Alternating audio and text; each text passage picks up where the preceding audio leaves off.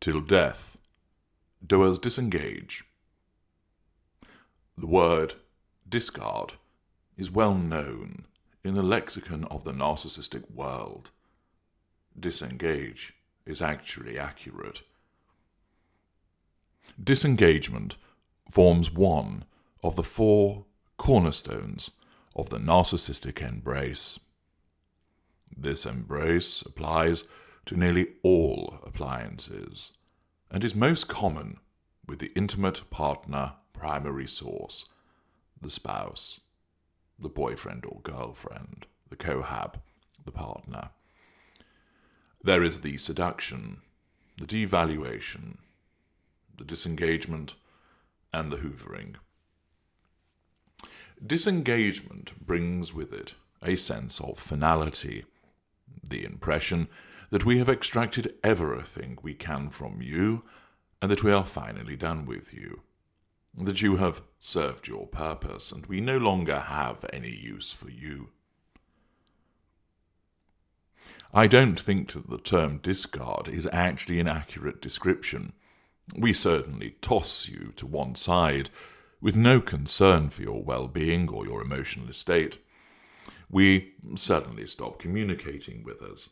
You cannot contact us as we have vanished, appearing as if, in certain circumstances, to walk off the face of the earth itself. If you do manage to communicate with us, you will receive denials or some kind of half-baked explanation, and if you do, then you ought to consider yourself as lucky to receive even that. We are, however, never done with you. It is a temporary cessation to the dance that you and us engage in. I have explained in a separate video of the 5 reasons why we disengage, and chief among those reasons is the fact that we have acquired a new toy. You are perceived as old, stale, and no fun anymore. So, you have been left at the bottom of the toy box as we become infatuated with our new, shiny and glittering toy. Of course, your disengagement is not permanent. Once having selected you, you have a role to fulfill for the rest of your life when it comes to us. You have no choice in that matter as far as I am concerned with regard to your role. I assigned it to you from the moment that we interacted, whether it was the moment we first met, first spoke on the telephone, or looked at one another from across a crowded room. You, from my perspective, are obligated to undertake this role and carry it out forever. I may decide that I require you again for the purposes of the pursuit of the prime aims. I may decide, for instance, to utilize you as the former intimate partner primary source within a triangulation. I want the new intimate partner primary source to pump out even more fuel because they feel threatened by your reappearance. Like some corpse, you are resurrected in order to unnerve the new primary source. We will hoover you and tempt you with the prospect of winning our favour once again. When you are used in this triangulation, you can rest assured that what is being said to you will have been said in a similar way to the new intimate partner primary source. We may comment to you about that individual as, "Oh, she's just someone to pass the time with. She's nowhere near as special as you are to me." Around the same time, we will be telling your replacement, "Don't worry about her. She just can't let go. I'm not surprised because I did so much for her, but it's you that I want. You are so special, far more than she ever was." This takes place during the sustained devaluation of the intimate partner primary source, that while she's being flattered, the fact is that we are engaging with the former intimate partner primary source, and thus asserting control over the current intimate partner primary source and drawing fuel from her by using the implicit threat that there is someone who might yet replace them, even though we downplay those concerns. The very fact, of course, that we are engaging with the former intimate partner primary source demonstrates a lack of recognition of boundaries, a sense of entitlement, a lack of emotional empathy for both parties, not that we care. This action is done, of course, to assert control over the current intimate partner primary source in a way that makes it seem like we care about her by reassuring her that, oh, this person's reappearance is nothing to be concerned about, whilst at the same time we are tempting the former intimate partner primary source with some kind of promised gain, poo-pooing the current intimate partner primary source by suggesting that she is inferior. Both are being controlled, both are being triangulated with the other, and, of course, fuel is being obtained. Where the former intimate partner primary source is hoovered in such a way, this may well spur them on with such encouragement, and, driven by rampant emotional thinking, the individual doubles their efforts to please the narcissist in the hope of winning the narcissist back. The replacement is spurred on by the encouragement provided, and she doubles her efforts to keep me and ensure that you prove to be no temptation. Control is asserted over both, fuel is obtained from both. Remember, of course, that such actions, where undertaken by a lesser or mid-range narcissist, are done without them realizing the true basis on which they are taking these steps. The greater or the ultra know full well why they are doing this. We will bring you back as the former intimate partner primary source should the new prospect turn out to be less effective than we thought, and the Hoover execution criteria are met, for us to hoover you. It might be that the current intimate partner primary source needs to be consigned to the scrap heap quicker than usual, and therefore, as a consequence of requiring a replacement, what better way than to return to somebody that we already know? You. We know all about you, and we know how you will react, either through instinct or calculation, and given that you belong to us, that we already have an investment in you, and having ensnared you and already tenderized you to our manipulations, it's far easier to return to a former intimate partner primary source and hoover you than go and seek somebody new again. This also has the added benefit that the passage of time will have allowed you to recover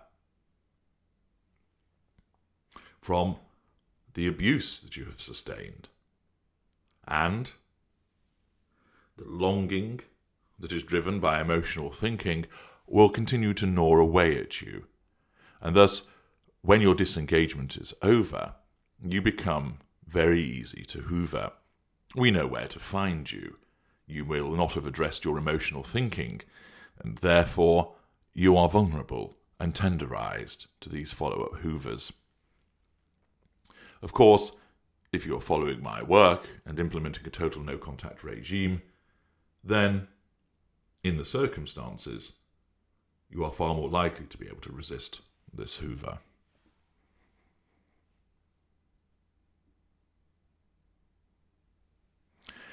There might be circumstances where we remain infatuated with your replacement, i.e. the current intimate partner primary source, but your disengagement is ended for the purposes of malign follow-up hoovers.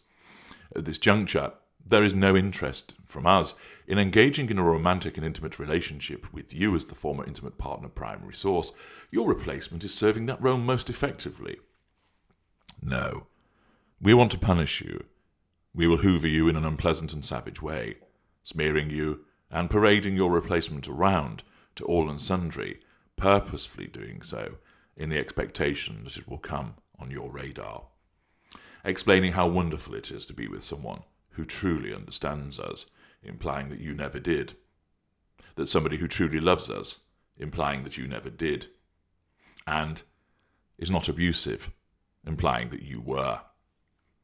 Understand that this is relatively unusual, and that for the most part, the narcissist, when still in the golden period, with the new intimate partner primary source, wants nothing to do with you as the former intimate partner primary source, and it is only if you get in the way that you will receive malign hoovers. The instances where there is a driven decision to take action against you in order to hurt you further is part of a malice campaign, and if you wish to understand the circumstances surrounding those, and they are very rare, then you should access a knowledge vault and obtain understanding the malice campaign. The point, however, remains that we do not ever truly get rid of you. We may toss you to one side and come nowhere near you for weeks, months, and even years.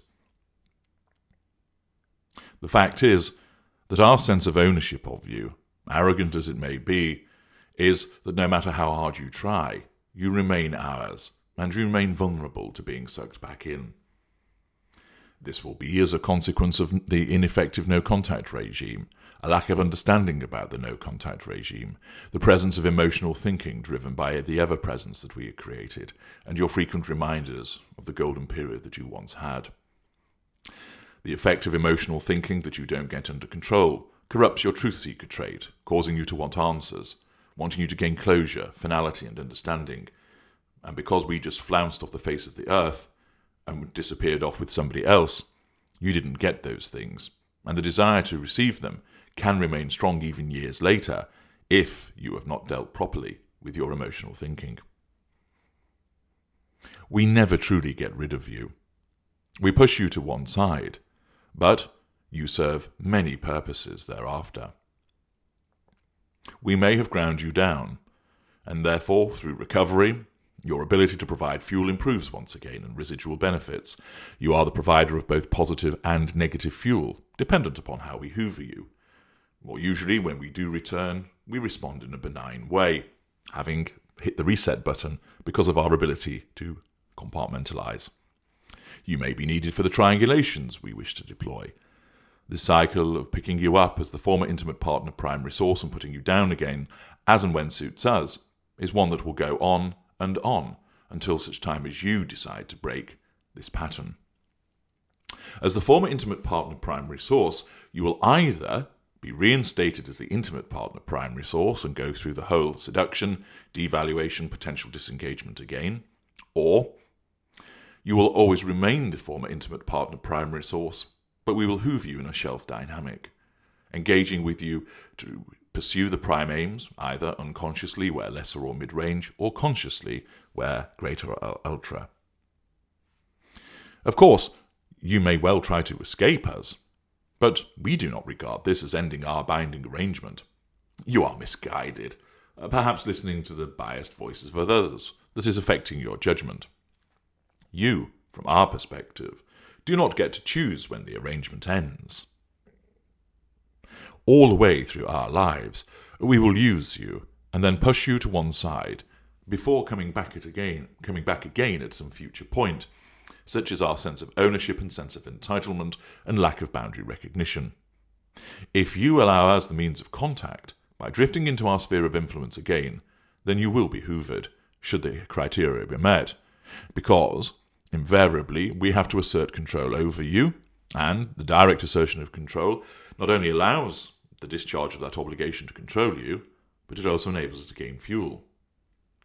You end up being drawn in again in some way, and the cycle continues, and either you will be seduced, devalued, and disengaged again, or there will be the shelving dynamic. Either way, we continue to utilize you for the pursuit of our prime aims. You can therefore see that by virtue of this repeated nature of this process, that there isn't any actual disengagement from you, but rather a temporary cessation of our entanglement. But in effect, one tendril always remains wrapped around you, continuing the connection so that we can look to draw you back in as and when we deem appropriate. Even if you take steps whereby you expose us for what we are, or reveal us to other people who accept what you say, we may well be forced to withdraw for a period of time to in effect lick our wounds, but this is only temporary. Those wounds fade over time and will never keep us away permanently. You belong to us. We want to control you. We want to gain fuel from you. We want your character traits and those residual benefits. And our sense of entitlement is such that they are ours. In certain instances, there may even be a desire for revenge. Where greater or ultra, your transgression has been noted, logged and stored away, for retribution to be meted out against you at a later juncture. If we are able to, we will always return to you in some form, either to draw you back into the formal relationship and crown you intimate partner primary source once again, or to keep on taking from you, and taking from you, and taking from you, through the shelving dynamic, as you are hoovered again and again and again, tortured, tormented, plagued by our presence through all of these follow-up hoovers, benign and or malign. We will return, if we are able to do so, and do it all again. The only true disengagement of our toxic entanglement is when you die. Only then will there be finality. Only then will there be a final disengagement. I'm H.G. Tudor. Thank you for listening.